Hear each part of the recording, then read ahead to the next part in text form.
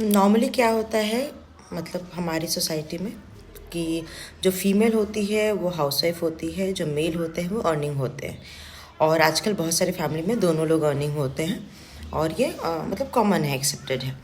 But बहुत कम family में ऐसा होता है कि फ़ीमेल वर्किंग होती है और मेल घर संभालते हैं। ठीक है, तो हमारे घर में अभी फ़िलहाल कुछ दिनों के लिए हमारे म्यूचुअल अंडरस्टैंडिंग से मेरे जो हस्बैंड हैं, मतलब मोर देन मेरे से अच्छा घर संभाल रहे हैं, मेरी डॉटर को संभाल रहे हैं, और मैं बाहर हूँ अर्निंग के लिए। लेकिन मेरा ये बाहर रहना सोसाइटी के हिसाब से मेरा ज़ीरो होना है। एज ए मदर मैं फेल्ड हूँ।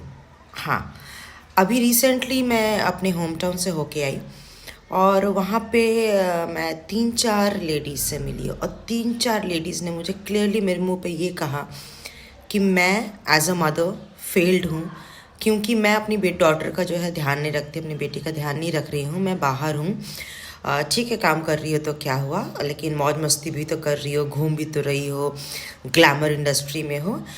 लेकिन जो हस्बैंड हैं वो माँ बाप दोनों का फ़र्ज़ निभा रहे हैं, इसलिए सारा का सारा क्रेडिट उनको जाता है। No doubt, I am very happy for that, क्योंकि मेरे हस्बैंड बहुत अच्छे फादर हैं और कहीं ना कहीं वो अपनी रिस्पॉन्सिबिलिटी बहुत अच्छे से निभाते हैं। लेकिन जस्ट बिकॉज कि मैं उस घर में नहीं हूँ, इसका ये मतलब नहीं है कि मैं फेल्ड हूँ।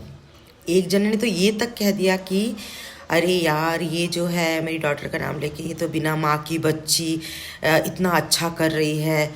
और उस वक्त मेरी डॉटर बहुत अग्रेसिव होगी। फर्स्ट टाइम मैंने उसको ऐसा देखा। मैंने कुछ नहीं बोला, मैं चुप थी, लेकिन मेरी डॉटर ने आके कहा कि आंटी, आपको बात करने की तमीज़ नहीं है क्या? बिना माँ की बच्चे क्या होता है? ये मेरी माँ है और मेरी माँ सामने है, और मेरी माँ क्या कर रही है मेरे लिए और क्या नहीं कर रही है वो मुझे पता है, और ये मुझे सबको बताने की ज़रूरत नहीं है। और आपको कहीं से कोई ये हक नहीं बनता कि आप ये कहें कि मैं बिना माँ की बच्ची हूँ। मेरी माँ है, और मेरी माँ भी जहाँ है वो बाप और माँ दोनों का फ़र्ज़ निभा रही है, और मेरे फादर भी जहाँ हैं वो फादर और मदर दोनों का पार्ट निभा रहे हैं।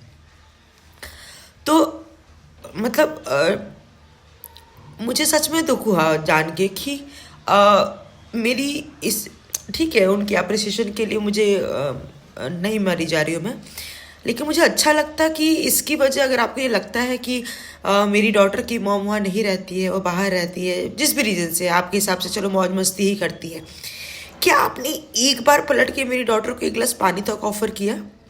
क्या आपने कभी उससे पूछा कि बेटा तुम अकेली हो, मम्मा नहीं रह रही है, तो तुमने खाया कि नहीं खाया? क्या आपने कभी उससे पूछा कि अगर तुम सुबह सुबह स्कूल जा रही हो तो चलो मैं तुम्हारे बाल बना देती हूँ, तुमको यूनिफॉर्म बना रेडी करके दे देती हूँ? कुछ भी किया? नहीं ना, कभी नहीं किया, किसी ने भी नहीं किया।